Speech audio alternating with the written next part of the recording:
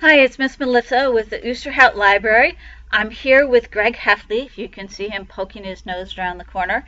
He misses you here, but says to tell you that the Wimpy Kid books are available on the Cloud Library app, available through the oosterhout.info website or the Oosterhout Facebook page. Also from the Cloud Library app, we're reading Harbor Me by Jacqueline Woodson. This is part 3. Haley and her friends are in the art room, and she's got a voice recorder she wants to hear if she can get them to tell their stories for memory. Amari is threatening to sing, and Holly is not having it. It's for stories, Holly said, grabbing the recorder from me, turning it on and speaking into it. It's for us getting remembered when we're not here anymore. It's for you not grabbing stuff out of people's hands, Amari said. Holly handed the receiver back to me and didn't say anything. Sometimes her hands and mouth work faster than her brain and make her say and do stuff she didn't really mean to do, like grab stuff and say stuff. I don't mind, I said to Amari, pressing the stop button, because I didn't. Holly and I have been friends forever, and one thing about friends, they understand you. I like that it's from memory. Esteban crossed his legs. He looked like the Buddha sitting there. Held the recorder out to him, hopefully. You want to try? You just push the button. Then you can tell the world about your dad. You can tell them your whole story. I don't know if I want to do that. Esteban pushed the recorder back at me. I said, my uncle says that when you tell stories, it's like letting out all the scared inside of you, I said. It's like you help stuff make sense. Esteban looked down at the jacket he had draped over his lap. Then he started touching it gently, like he was remembering something about it. It makes me too sad, he said. I don't know if my pappy is cold or hot or hungry or scared right now. He took a deep breath. I don't know anything. Nobody in my family does. But what about the stuff you do know, E? Amari asked. If you talked about all the stuff you do know, and things you remember from before, Ashton added, would that make it not so bad? Esteban shrugged. ARTT, Amari said. A room to talk. We got you, E. Esteban reached out for the recorder. His nails were bitten so deep there was a ring of pink skin at the top of his fingers. It looked painful. After a minute, he curled his fingers over the recorder and took it from me. Okay, he said. I think I do want to talk. About him. About my pappy. You could ask you questions, like in interviews, Holly said. Nah, that's dumb, Amari said. Interviewers don't do it like that anymore anyway. Yeah, they do, Holly glared at him. What's so dumb now? How else are we going to get people to talk? Amari leaned back and folded his arms and said in a deep voice, So, Esteban, tell me about your dad. Give me the good, the bad, the ugly. Holly rolled her eyes. But before she could say anything, Esteban started talking, and I touched her hand to shush her. We think they took my pappy when he was coming home from work, Esteban said. He works in a factory in Queens, sealing video games in plastic. I don't know how he does it exactly, but he was going to show me. He promised me he was going to take me there one day, but he said it would have to be a holiday because I couldn't miss school and he doesn't work on the weekends. My pappy said weekends are always for the family and every day in school is a gift from God. He said that where he came from I wouldn't be in school. I'd be working other people's land or a factory. Imagine, Pappy said, a young boy like you with hands as hard as a man's. He said since me and my sister were born in this country, we were born with the American dream, like a silver spoon in our mouth. You are rich, he always told us. Not in money, 'cause money isn't everything, but rich in dreams, 'cause in this country you can be anything. Esteban put his head down on the desk. I thought he was done and was going to take the recorder back when Amari spoke.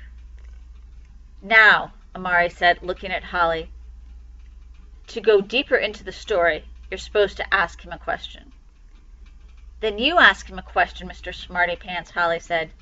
You're so up in the interview game. Go for it. See, said Amari. Why do I have to be the one to know everything? Yo, E. Esteban lifted his head again. Yeah? Did your dad, like I know he works in a factory, but if he could be anything in the world,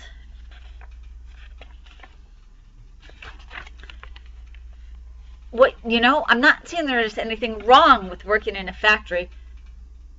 I know, Esteban said. He used to say he wanted to be a poet, like Pablo Neruda. That guy wrote a whole bunch of love poems that my pappy would read to the family. And another guy named Pedro Mer, he was from the Dominican Republic, like us. My pappy said Pedro's poems were like the poems he wanted to write. They're about regular people and working and stuff like that. But you can't feed your family on a poem, my pappy said. Diego laughed. I got you, he said. Oh man, that's like something my mom would say. You can't buy a winter coat with a poem. Esteban put his hands in his pockets and pulled them out inside out to show us the money you can't get from writing poetry. My pappy always said, I wrote poetry because of love.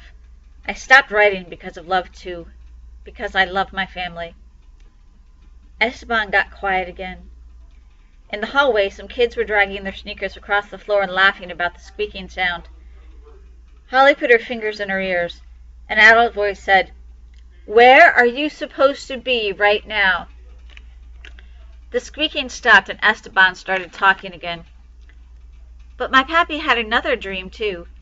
If you ever went to the park by the bridge on Sundays, you might have seen it. He can hit a baseball out of the park like nobody else. Everybody says so. They say, How can such a little man have so much power in his swing? But he just pulls the bat back and wham! The ball goes flying and the guys in the outfield don't even run or lift their gloves in the air because they know that ball is gone. It keeps going and going like it wants to try to meet God. Then everybody starts cheering and jumping around Pappy and telling him he should play for the Yankees and pulling down the major dinero because, man, even A-Rod, who probably makes $1 million, can't hit a ball like that. And my Pappy would just laugh. He said you go to the Dominican Republic, you can find 20 more like him in the same park. He says, like Pele, they don't even have balls to play with, that they can hit rocks and cans and even an old broken shoe gone. When he comes back, I want to see that, Amari said. I want him to teach me. Esteban almost smiled. Then he didn't. But what if he doesn't come back, he said. At night, when I'm done dreaming, I dream that the Yankees recruited him and that that's where he is. But then it's morning time and my mind is not dreaming so much anymore and the day is just like the day it was before, a day without my pappy in it. And our apartment feels darker and more quiet.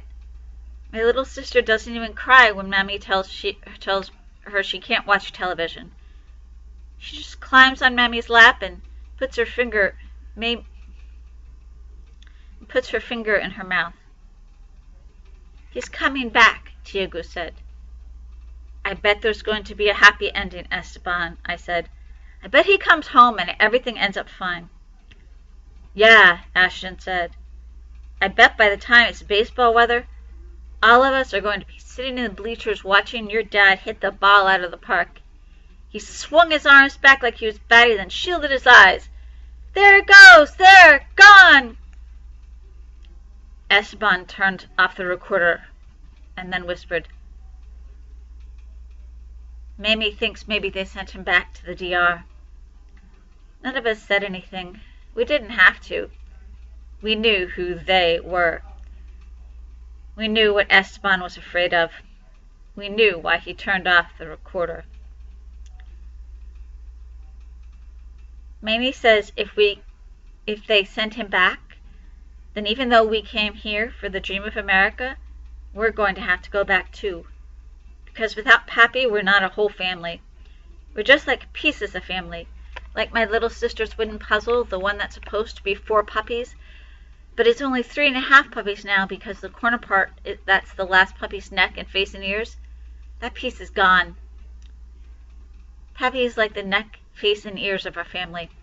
When they took him, they took a little piece of all of us. Esteban handed me the recorder. I put it in my backpack. Then, without even thinking about it, I got back up and hugged him. It was a quick hug, but in that moment, I inhaled deep and he smelled like soap and cinnamon candy. I wanted to remember him. Everything. I wanted to tell him that if he had to go away, I'd remember all the little things about him. But I didn't. I went back to my desk and stared down at my shoes. Amari coughed the word crush, and everyone except me laughed. Do you think it recorded the whole story? Esteban asked, except for the part I didn't want to say in it. I nodded. It's digital. It has a ton of memory. You can transfer the files to a computer and upload and stuff like that. I realized how fast I was talking and I stopped, because now there was a sadness in the room like a thick gray ghost over my shoulder. I've been talking fast to cover it with words, sending it hurtling through the window, but I couldn't. I tried to imagine the ghost, surrounded with sunlight and baseball games and poetry, good stuff that would push the ghost away. When you talk, Esteban, Holly said, it's like I can see everything you say. Your words draw pictures for me. I know that sounds crazy, but they do. Esteban smiled. That's what Pappy says, too. He says poems are tiny pictures. I just hope you don't have to move away, Amari said. That would really suck. Both Tiago and Ashton said, yeah, it would. Esteban looked around at us like he was seeing us for the first time. His smile dipped down, then up again, then faded. I know, he said. But I want to be where my Pappy is. I want us to be a family again. Chapter 11.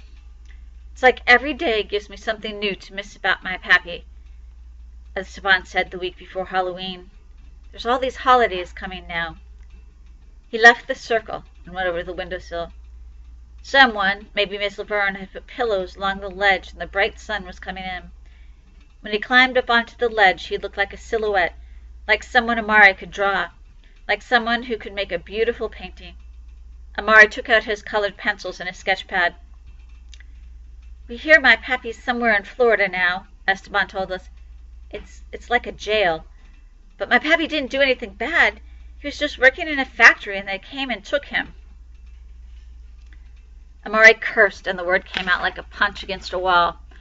None of us said anything because we all wanted to curse or punch a wall too.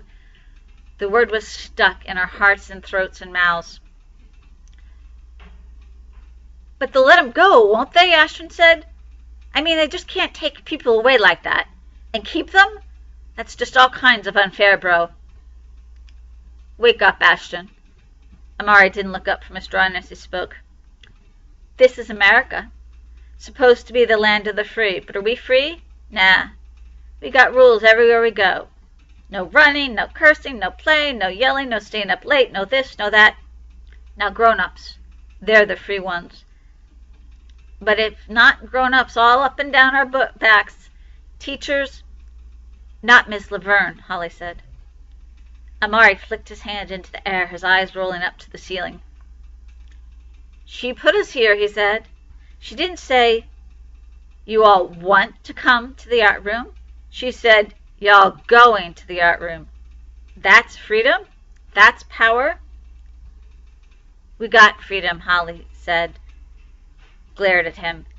It's not like before when we couldn't swim in pools or go to stores and stuff because we were black or something. It's not segregation.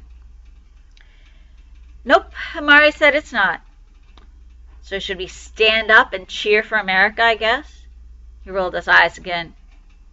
We can live anywhere we want. You could live anywhere you want, he said. You're a rich girl, Holly. Can Tiago live anywhere? Can Ashton live in Connecticut anymore? Yeah, I can, Ashton said. How? Ashton shrugged. Just move back. We could just move back someday. With what money? Ashton looked down at his desk and didn't say anything. Nah, Tiagu said. Mari's right, we're not so free. Can't even walk around with your hood on if you want, Mari said. Even here, we got uniforms. That's free? No one said anything. Yeah, Amari said, answering his own question. He went back to his drawing. When I leaned over to look, I could see most of the paper was covered with colorful guns. Blue ones, green ones, yellow ones. Why are you drawing those? Amari looked at me like he was surprised I was there. Why are you so nosy, Red? He covered more of the paper with his arm and kept on drawing. Hey, Amari, Holly said. My friend asked why you're drawing guns. You know her name. It's just a picture, Esteban said. A picture can't hurt you. It's like the same thing as a poem, but not in words. Amari held up a piece of the paper and aimed it at Holly. Pow! Mind your business. Now, those are words to go with the picture. I'm going to tell Miss Laverne you're up here threatening people, Holly said. Amari looked sadder than anything for a minute. Like if someone touched his shoulder, he'd start to cry. But then, just like that, his face went back to normal. He held the paper, aimed it at Holly again, and dropped his voice down to a creepy whisper. Can't tell anybody anything. We are all alone now. I guess that means we're free. Even Holly couldn't think of anything to say to that. Chapter 12. The next day I received a letter from my father. I stood shivering in front of our mailbox, staring at the long envelope. My father's name, prison address, and number on the upper left-hand corner. My own name and address on my father's curling handwriting across the middle. I stood on our stoop and stared up the block. 2 men were walking a gray dog. One said something and the other threw his head back and laughed. They were too far away for me to hear the laugh, but I could see it. Their faces seemed so happy, free. I thought about what Amari had said the day before and how none of us are really free, then looked down at the letter again. I'd known my dad before he went to prison, but I don't remember any of it. Did he ever tickle me, throw me in the air and catch me? Did he ever push me on a swing in the park or talk me through a tantrum? When I remembered those things, it was always my uncle I saw. Put the envelope against my nose and sniffed. His letters always smelled like prison, like bleached floors and a vague hint of sour milk. My uncle was in the city playing music with some friends of his from college. When I got back inside, the house felt too quiet, too empty. I sat on the window seat and held the envelope in both hands, turning it over and over. Outside, the leaves on the tree started blowing silently, like the man's laughter. They had long ago turned to brown, and above them the sky was incredibly blue. I didn't know how long I stared up at it before finally opening my father's letter. I was afraid. I think something inside my heart broke when he didn't come down for us the last time we visited. Something I didn't even know was breakable just fell apart inside me. Dear Haley, I'm sorry I didn't show up last time. I will never not show up for you again. Not while I'm here inside. Not when I'm on the outside again. I know you have so many questions for me. One day I hope to be sitting at a table across from you. No inmates and guards around us, no noisy television, no cold gray room, no intercom blasting names and demands and rules. For as long as you could talk, Haley, you've only known me as a prisoner. I look forward to the day when that's no longer who I am to you. Love, your father. I got to the end of the letter and went back up to the beginning. I'm sorry I didn't show up. Love, your father. I did love him. I'd only ever really known him in his prison uniform. And inside those gray rooms, I'd only really known how hard he hugged me, how his eyes got bright when he saw us standing there, how it always looked like he wanted to laugh and cry at the same time. Love your father. No matter what, my uncle always said, you love your father. I folded the letter back into its envelope, ran my fingers over my name. My father's hand had written those letters. He had sat in his cell, bent over the page, and wrote those words, I'm sorry. Forgive and forget, my uncle said. I stared at those letters. I thought I could forgive my father, but I could never forget. I'd lock every moment of memory inside a room in my brain and hope they'd multiply like cells in our bodies till I was a grown-up all filled with memories. Maybe that's what made us free. Maybe it was our memories, the stuff we survived, the good and the bad stuff. I climbed the stairs slowly, the third one creaking, the fifth one slanting downward. From memory, I knew how my feet would land on each stair. I knew how my door would whine as I closed it. I knew the water rattled through the pipes when my uncle showered, and how the dog in the backyard across from ours barked every morning when its owner let it out. Everything around me was as familiar as my purple comforter, as easy to say as my own name. I sniffed the letter again before putting it in the drawer with the others, then lay down on my bed and wrapped my comforter around me. Chapter 13. Think about the familiar. Every morning you get up, brush your teeth, wash your face, and put on the clothes you'll wear that day. Days roll into weeks, and weeks turn into months. The leaves start falling from the trees. The wind comes from the north and makes you shiver so hard your teeth shatter. Every morning you eat breakfast at school with your friends. You tear into bagels and slurp up cereal and side-eye the suspicious-looking eggs. You and your friends laugh over silly stuff.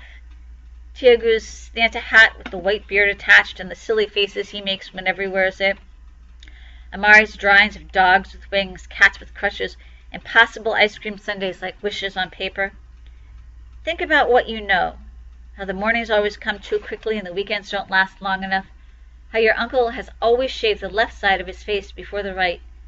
For good luck, from habit. The familiar. The trips to Malone, Taco Tuesday, stories at night, hair day at Holly's house, the familiar. A lady with a tiny black dog leaves her building every morning just as you leave yours, and she waves and you wave. But that's the only time you've ever seen her. We knew what we knew. We did what we had always done. Then one day Mrs. Laverne said, "Put down your pencils and come with me." We left our classroom and walked down the hall to the art room. The familiar popped like a bubble above our heads, and then we held tight to our knapsacks and kept on walking. Chapter 14. For the 2 weeks after Halloween, we snuck our candy into the art room, trading and sharing it until our stomachs twisted up from too much chocolate and our tongues burned from Sour Patch Kids and Jolly Ranchers. The half-moons beneath Esteban's eyes grew darker, and some days his uniform looked like he'd slept in it. He had left the circle completely, sitting on the windowsill and staring out into the schoolyard. One Friday, just as we entered the art room, without saying a word, Ashton and Amari started moving our desks. They arranged them around Esteban in the window. None of us said anything, but Esteban looked up, and he smiled. We took our seats in the new circle like it was just a regular Friday, but the circle was a little smaller now, our chairs closer together. We were closer together. We'll join them in the art room again next time on Book Bites from the Oosterhout Library.